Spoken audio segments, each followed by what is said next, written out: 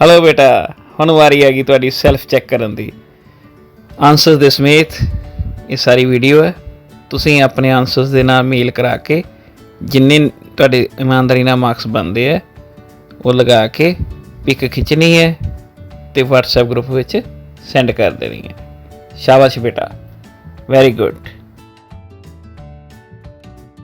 अज दी quiz number 12 का topic है बेटा नागरिकां नूं मिले हुए अधिकार, उन्हां दी जान पछाण, प्रभाषावां ਅਤੇ ਸਰੂਪ। चलो फिर शुरू करिए अज दी क्विज। सवाल है, भारतीय संविधान द्वारा भारत ਦੇ ਨਾਗਰਿਕਾਂ ਨੂੰ ਕਿੰਨੇ ਮੌਲਿਕ ਅਧਿਕਾਰ ਦਿੱਤੇ ਗਏ ਹਨ? How many fundamental rights are provided by Indian Constitution to its citizens? ਭਾਰਤੀ ਸੰਵਿਧਾਨ ਦੁਆਰਾ ਭਾਰਤੀ ਨਾਗਰਿਕਾਂ ਨੂੰ ਕਿੰਨੇ ਮੌਲਿਕ ਅਧਿਕਾਰ ਪ੍ਰਦਾਨ ਕੀਤੇ ਗਏ ਹਨ? ਇਸ ਦੇ ਆਪਸ਼ਨਸ ਹਨ ਬੇਟਾ A4, B5, C6 और D7। A4, B5, C6 या D7। And the correct answer is अगला प्रश्न है बेटा, कैबिनेट मिशन ने किस साल ਵਿੱਚ ਭਾਰਤੀ ਲੋਕਾਂ ਲਈ ਮੌਲਿਕ ਅਧਿਕਾਰਾਂ ਦੀ ਸਿਫਾਰਿਸ਼ ਕੀਤੀ ਸੀ? In which year did cabinet mission recommend fundamental rights for Indian people? ਕਿਸ ਸਾਲ ਵਿੱਚ ਕੈਬਨਿਟ ਮਿਸ਼ਨ ਨੇ ਭਾਰਤੀ ਲੋਕਾਂ ਲਈ ਮੌਲਿਕ ਅਧਿਕਾਰਾਂ ਦੀ ਸਿਫਾਰਿਸ਼ ਕੀਤੀ ਸੀ? ਇਸ ਦੇ ਆਪਸ਼ਨਸ ਹਨ ਬੇਟਾ A 1946, B 1947, C 1950 और D 1952। ਪੰਜਾਬੀ ਵਿੱਚ A 1946, B 1947, C 1950 या D 1952। and the correct answer is ਅਗਲਾ ਪ੍ਰਸ਼ਨ ਹੈ, ਭਾਰਤੀ ਸੰਵਿਧਾਨ ਦੇ ਕਿਸ ਭਾਗ ਵਿੱਚ ਮੌਲਿਕ ਅਧਿਕਾਰਾਂ ਨੂੰ ਸ਼ਾਮਲ ਕੀਤਾ ਗਿਆ ਹੈ? In which part of our constitution are fundamental rights included? ਭਾਰਤੀ ਸੰਵਿਧਾਨ ਦੇ ਕਿਸ ਭਾਗ ਵਿੱਚ ਮੌਲਿਕ ਅਧਿਕਾਰਾਂ ਨੂੰ ਸ਼ਾਮਲ ਕੀਤਾ ਗਿਆ ਹੈ? ਇਸ ਦੇ ਆਪਸ਼ਨਸ ਹਨ ਬੇਟਾ A part 1, B part 2, C part 3 और D ਪਾਰਟ 4।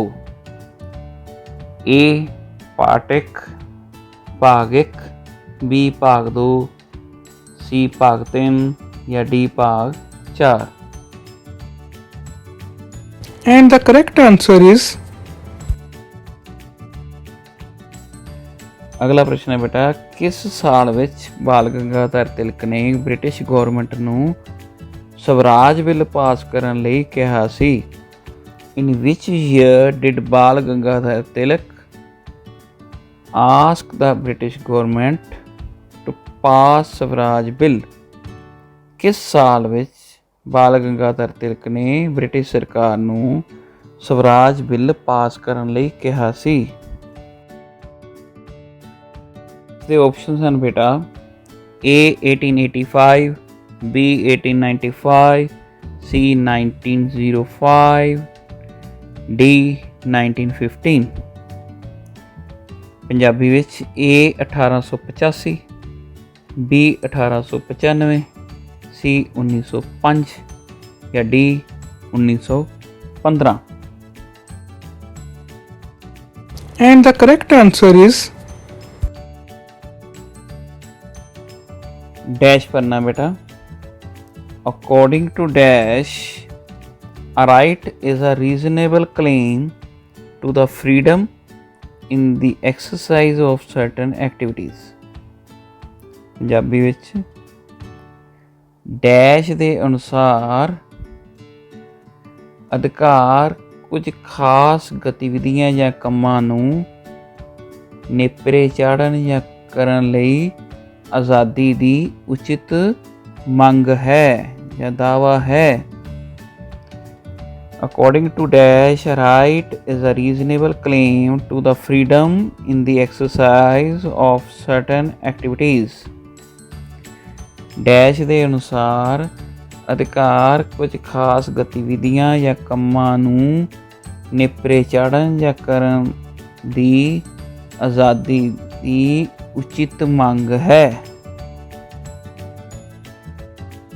ਇਸ ਦੇ ਆਪਸ਼ਨਸ ਹਨ ਬੇਟਾ A. Professor Lasky, B. Wilde, C. Bosanquet या D.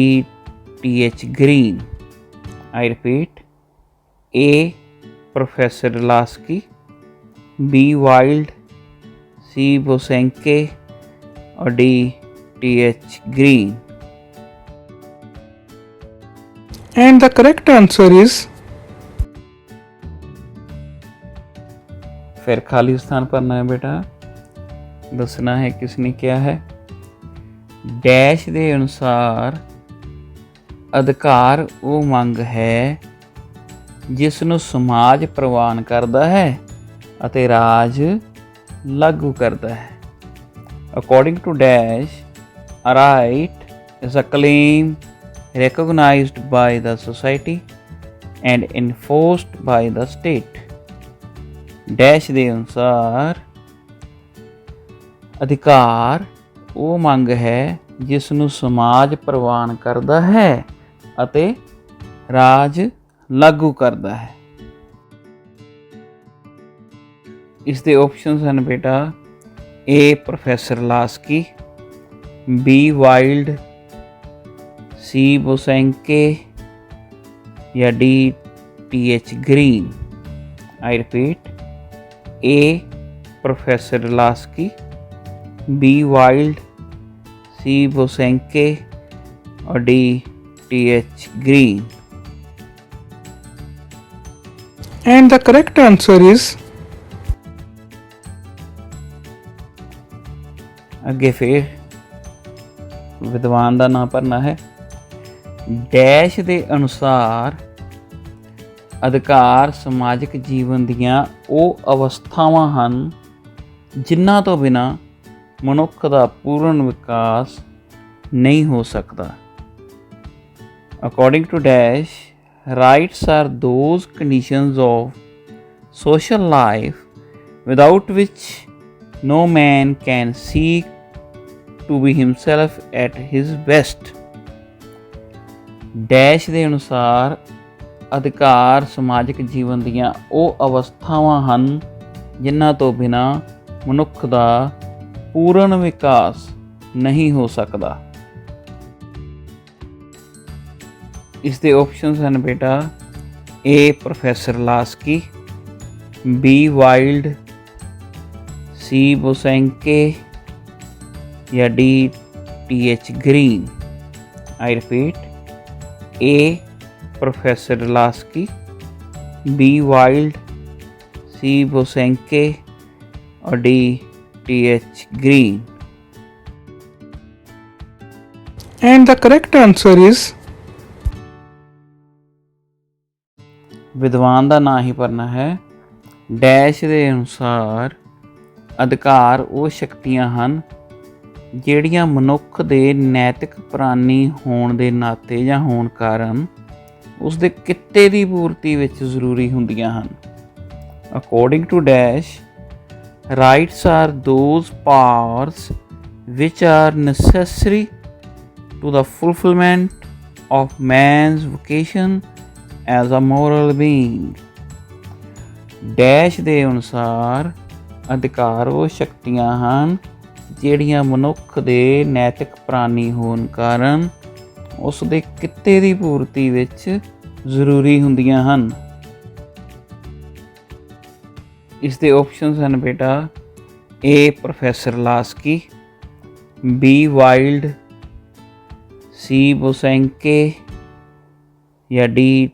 T.H. Green. I repeat, A. Professor Laski, B Wilde, C Bosanquet और D T H. Green. And the correct answer is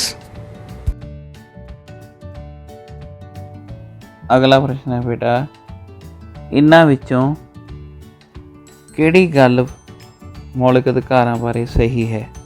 Which of the following is true about fundamental rights?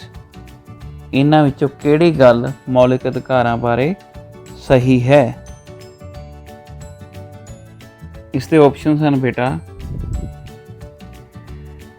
ਇਹ ਨਿਰਸਵਾਰਥ ਜਾਂ ਉਦਾਰ ਹੁੰਦੇ ਹਨ, B ਇਹਨਾਂ ਦਾ ਮੁੱਖ ਉਦੇਸ਼ ਲੋਕਾਂ ਦੀ ਭਲਾਈ ਕਰਨਾ ਹੁੰਦਾ ਹੈ, ਸੀ ਇਹ ਨੈਤਿਕਤਾ ਦੇ ਆਧਾਰ ਤੇ ਹੋਣੇ ਚਾਹੀਦੇ ਹਨ, ਆਧਾਰਿਤ ਹੋਣੇ ਚਾਹੀਦੇ ਹਨ, ਜਾਂ ਡੀ ਇਹ ਸਾਰੇ ਹੀ। ਇੰਗਲਿਸ਼ ਵਿੱਚ A they are genres, B their objective is welfare of the people, C they should be based on morality, or D all of these? and the correct answer is ਅਗਲਾ ਪ੍ਰਸ਼ਨ ਹੈ ਬੇਟਾ, ਇਹਨਾਂ ਵਿੱਚੋਂ ਭਾਰਤ ਵਿੱਚ ਹੁਣ ਕਿਹੜਾ ਮੌਲਿਕ ਅਧਿਕਾਰ ਨਹੀਂ ਹੈ? Which of the following is not a fundamental right in India now? ਇਹਨਾਂ ਵਿੱਚੋਂ ਕਿਹੜਾ ਭਾਰਤ ਵਿੱਚ ਹੁਣ ਮੌਲਿਕ ਅਧਿਕਾਰ ਨਹੀਂ ਹੈ? ਇਸ ਦੇ ਆਪਸ਼ਨਸ ਹਨ ਬੇਟਾ, ਏ ਸਮਾਨਤਾ ਦਾ ਅਧਿਕਾਰ, ਬੀ ਸੁਤੰਤਰਤਾ ਦਾ ਅਧਿਕਾਰ, ਸੀ ਸੰਪਤੀ ਦਾ ਅਧਿਕਾਰ, ਔਰ ਡੀ ਇਹ ਸਾਰੇ ਹੀ। ਆਈ repeat, A right to equality, B right to liberty, C right to property, or D all of these? and the correct answer is ਅਗਲਾ ਪ੍ਰਸ਼ਨ ਹੈ ਬੇਟਾ, ਇਹਨਾਂ ਵਿੱਚੋਂ ਕਿਹੜਾ ਮੌਲਿਕ ਅਧਿਕਾਰਾਂ ਦਾ ਭਾਰਤ ਵਿੱਚ ਇੱਕ ਸਰੂਪ ਹੈ ਜਾਂ ਨੇਚਰ ਹੈ?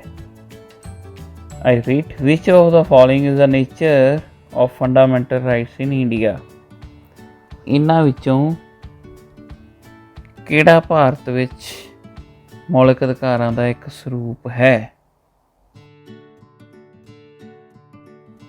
ਪ੍ਰਸ਼ਨ ਹੈ, ਭਾਰਤ ਵਿੱਚ ਇਹਨਾਂ ਵਿੱਚੋਂ ਕਿਹੜਾ ਮੌਲਿਕ ਅਧਿਕਾਰਾਂ ਦਾ ਇੱਕ ਸਰੂਪ ਹੈ? ਤੇ ਆਪਸ਼ਨਸ ਹਨ, ਏ ਬਹੁਤ ਲੰਬੇ ਹਨ, ਬੀ ਵਿਸਤ੍ਰਿਤ ਹਨ, ਸੀ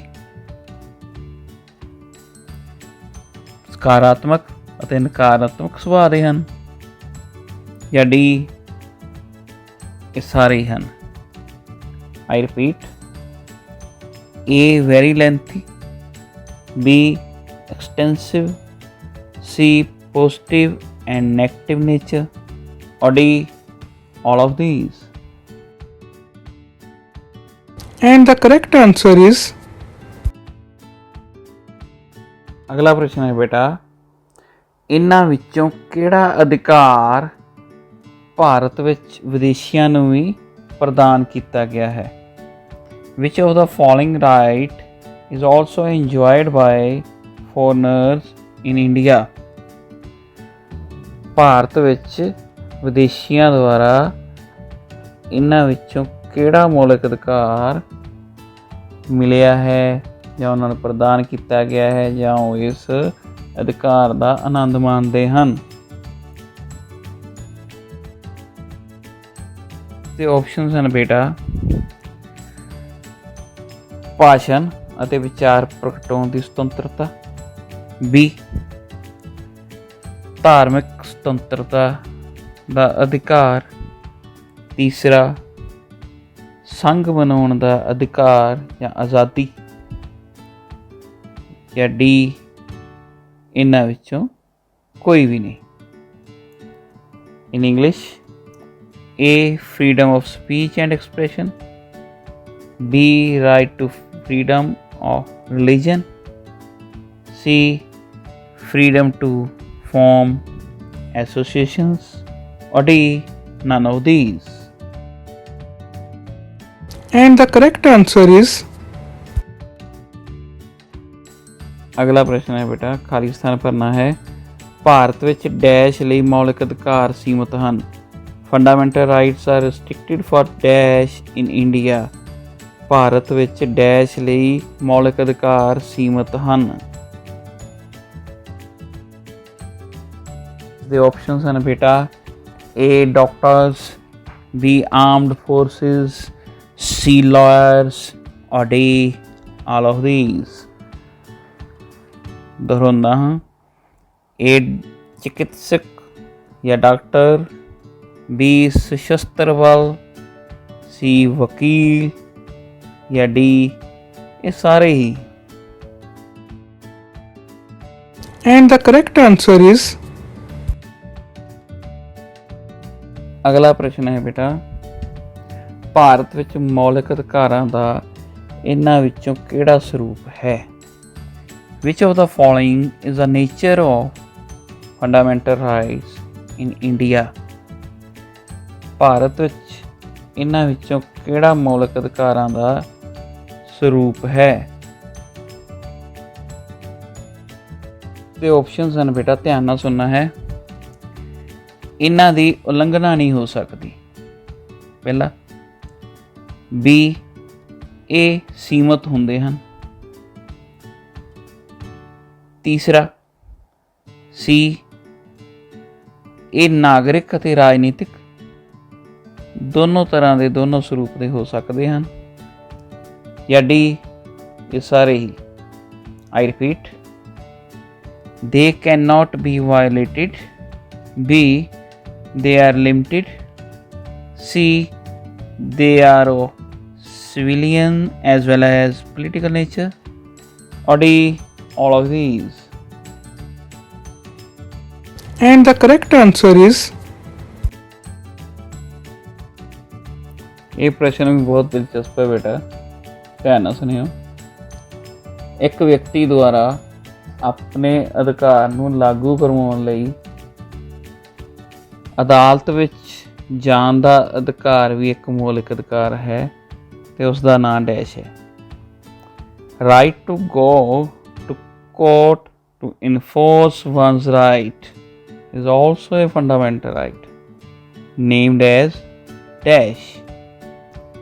ਕਿਸੇ ਵਿਅਕਤੀ ਦੁਆਰਾ ਆਪਣੇ ਅਧਿਕਾਰ ਨੂੰ ਲਾਗੂ ਕਰਵਾਉਣ ਲਈ ਅਦਾਲਤ ਵਿੱਚ ਜਾਣ ਦਾ ਅਧਿਕਾਰ ਵੀ ਇੱਕ ਮੌਲਿਕ ਅਧਿਕਾਰ ਹੈ ਅਤੇ ਇਸ ਨੂੰ ਡੈਸ਼ ਨਾਮ ਦਿੱਤਾ ਗਿਆ ਹੈ। ਇਸ ਦੇ ਆਪਸ਼ਨਸ ਹਨ ਬੇਟਾ, A. ਸ਼ੋਸ਼ਣ ਦੇ ਵਿਰੁੱਧ ਅਧਿਕਾਰ, B. ਸੰਵਿਧਾਨਿਕ ਉਪਚਾਰਾਂ ਦਾ ਅਧਿਕਾਰ, C. ਸਮਾਨਤਾ ਦਾ ਅਧਿਕਾਰ ਜਾਂ D. ਸੁਤੰਤਰਤਾ ਦਾ ਅਧਿਕਾਰ। I repeat, A. right against exploitation, B. right to constitutional remedies, C. right to equality, or D. right to freedom. and the correct answer is ਅਗਲਾ ਟੌਪਿਕ ਜਿਹੜਾ ਆਪਣਾ ਫੰਡਾਮੈਂਟਲ ਰਾਈਟਸ ਦਾ ਕਲਾਸੀਫਿਕੇਸ਼ਨ, ਯਾਨੀ fundamental rights ਜਿਹੜੇ ਆ ਮੌਲਿਕ ਅਧਿਕਾਰ ਉਹਨਾਂ ਦਾ ਵਰਗੀਕਰਨ। ਇਹ ਲੈਸਨ ਦੀ ਤਿਆਰੀ ਲਈ ਲਿੰਕ ਜਿਹੜਾ ਹੈ ਡਿਸਕ੍ਰਿਪਸ਼ਨ ਬਾਕਸ ਵਿੱਚ ਪਿਆ। ਡਿਸਕ੍ਰਿਪਸ਼ਨ ਬਾਕਸ ਵਿੱਚ ਜਾਓ, ਲਿੰਕ ਕਲਿੱਕ ਕਰੋ ਅਤੇ ਵੀਡੀਓ ਵੇਖੋ ਤਾਂ ਕਿ ਕੱਲ੍ਹ ਦੀ ਤਿਆਰੀ ਕਰ ਸਕੋ। ਥੈਂਕ ਯੂ ਬੇਟਾ, ਬਾਏ ਬਾਏ।